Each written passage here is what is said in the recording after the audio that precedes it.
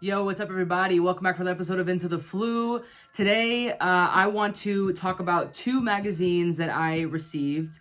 One of them I found on eBay, and one of them a friend of mine found for me and sent it to me. One of them is in English, one of them is in Italian, and they're both old school. They talk about the old merchandise and the Harry Potter trading card game, and so they're pretty legit. I just want to dive into them, so let's go.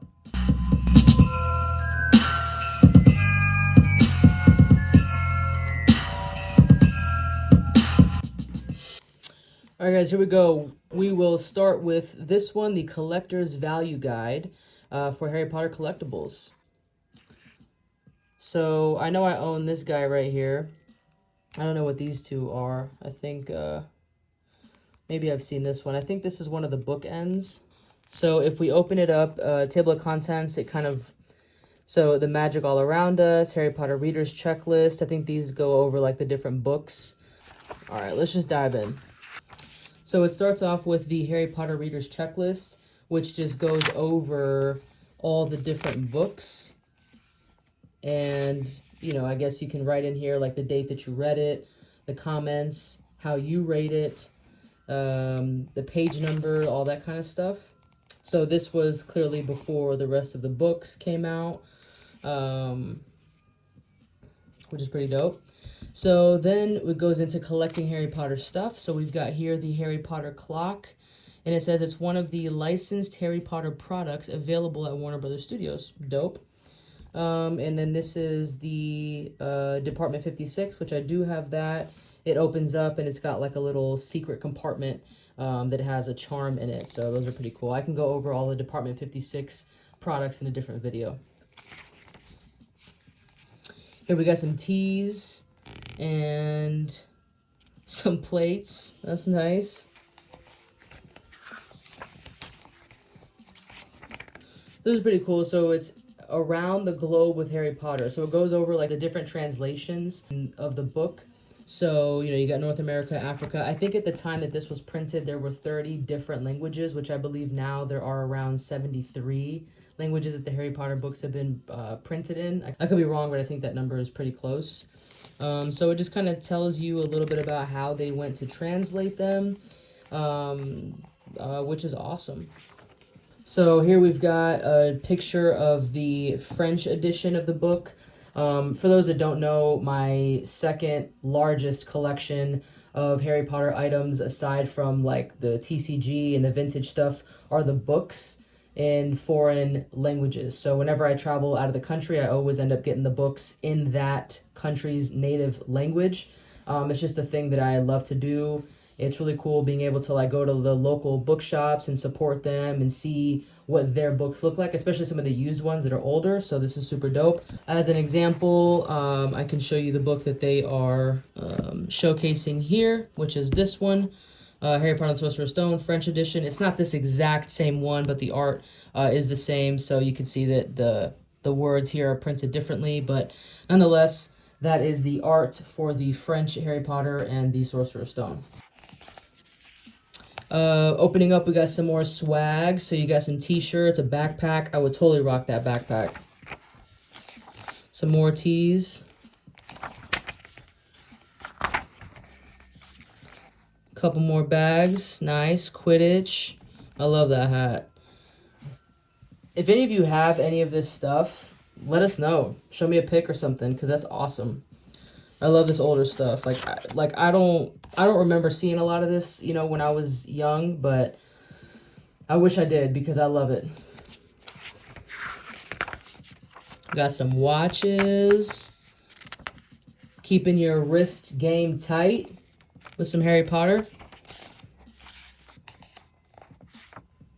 School supplies, of course. I use schools. I mean, throughout graduate school, I used Harry Potter notebooks. Like, oh man, I mean, I'm such a kid. Whatever. I was like using Harry Potter pens and Harry Potter notebooks and folders. It was so funny.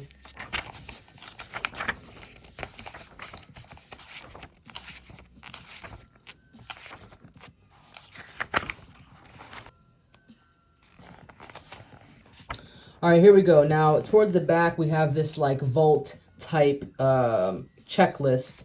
that shows you, starting with the books, you can go through. You've got, like, if you have the British edition, it kind of tells you a little bit about it, and then the pricing. So the Harry Potter and the Philosopher's Stone, June 97, its value at the time of printing,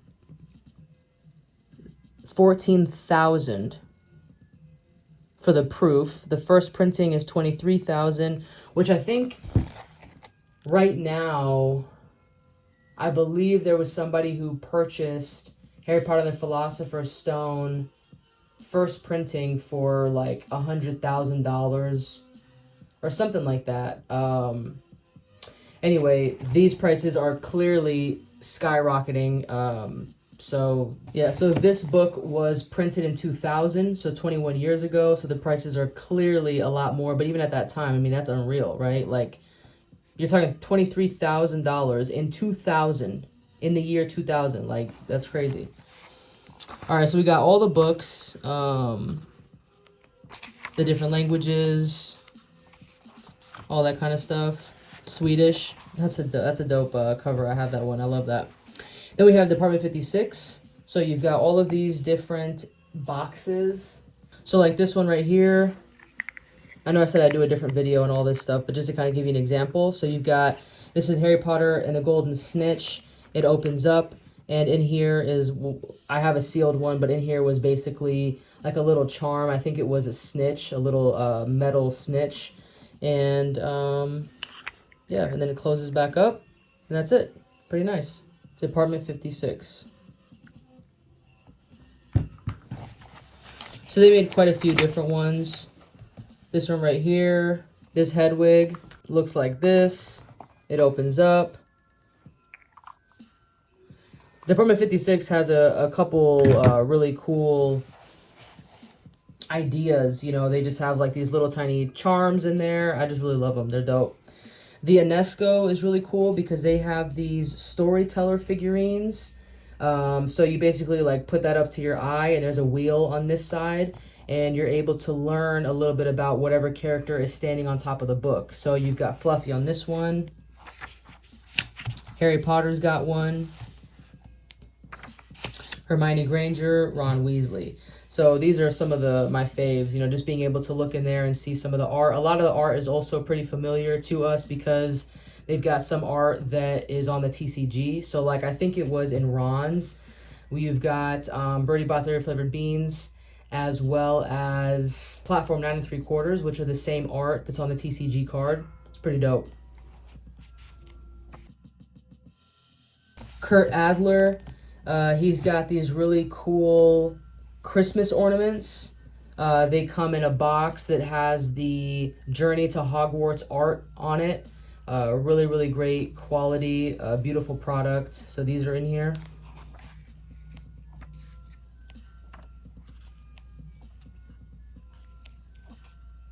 Oh, dope. I have that. That's awesome. $14.95. Nice.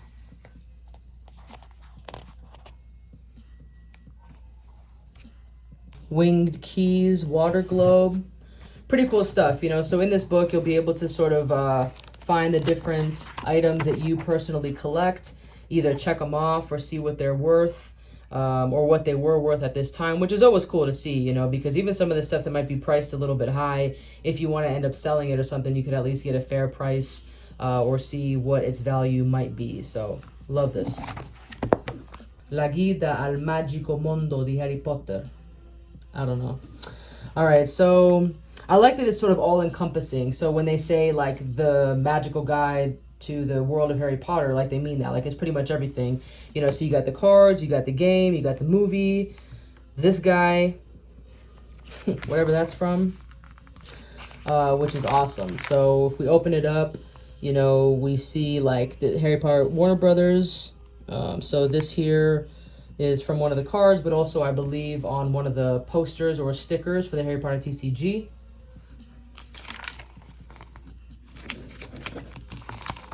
Yeah, we can continue to flip through a little bit. Talks about the movie there. My Italian is kind of rusty, as you heard. so maybe I won't butcher any of this stuff by reading it, but the imagery is always the best, right? This here is my favorite art cover. I absolutely love it. The Italian Harry Potter and the Philosopher's Stone. I just totally dig it. This is actually a really unique, there's sort of like a unique version of this book for those that don't know. When the artist, the Italian artist, was sketching this illustration, they made Harry Potter without glasses. So they drew Harry Potter without glasses. I believe there were about 500 or 600 copies. It could have been a lot less than that or a lot more, but for some reason that number's popping in my head. Copies that were printed with him not wearing glasses. And so then, J.K. Rowling found out about it. She saw that he wasn't wearing glasses. She put a stop to the printing and was like, nah, my dude wears glasses. So the artist then drew the glasses on there. So there are some copies of this very book floating around with Harry Potter not wearing glasses. And for those of you that have an extra few $1,000s to spend, you can go and buy it. I would absolutely love to have it in my collection. So one day I'll definitely invest in it, but it's just not something that I could afford right now. But it's a really cool, like vintage piece, sort of like a piece of history that is foreign and just really, really amazing. I've never seen one up close in person, but I have done a lot of research on it and definitely something that's at the top of my list. So it continues to go through, shows you some of the covers of the book. And then we've got this here that says it's from Harry Potter and Warner Brothers. And this is the image of Hermione, which we know of from the cards. It's just, maybe we haven't seen the whole image of her, but that's what she looks like for base set. Shows a little bit of the movie. Now it also comes with this really cool poster, Italian poster, which is awesome.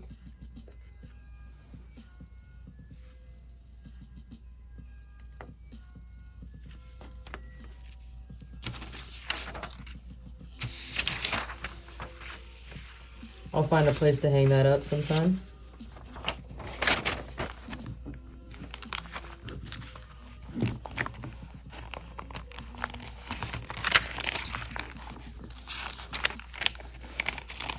A little more about the movie, the characters.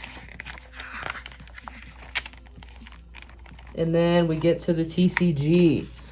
So here we've got some talk on the Harry Potter TCG. Some detail about what the cards look like. Busta.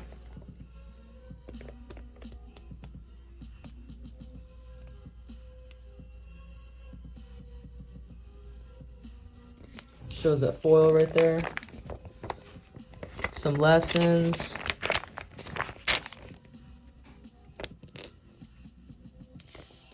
And the English version. Yeah, a lot of really cool stuff in this magazine. Totally dig it. It's really nice to be able to see how other countries write about the Harry Potter TCG and some of the vintage stuff. I'm going to have a buddy of mine who is from Italy read this for me and kind of just get some information from it, just to see how they describe certain things, especially the TCG. So I'll probably post about that on my Instagram, but it's just really neat to see this type of magazine and what they say. All right, everybody, that'll do it for today's episode. Let me know your thoughts on the Italian magazine that kind of goes through everything. Of course, I don't speak that much Italian, so I couldn't do that much reading for us, unfortunately. And then, of course, the other one being the Collector's Value Guide is always cool to see just what was on the market, what wasn't. And so if you guys liked that or maybe have seen it before, then dope. Leave your comments below. Follow me on Instagram at Harry Potter Morrissey. If you have any questions, then please feel free to ask. Be safe.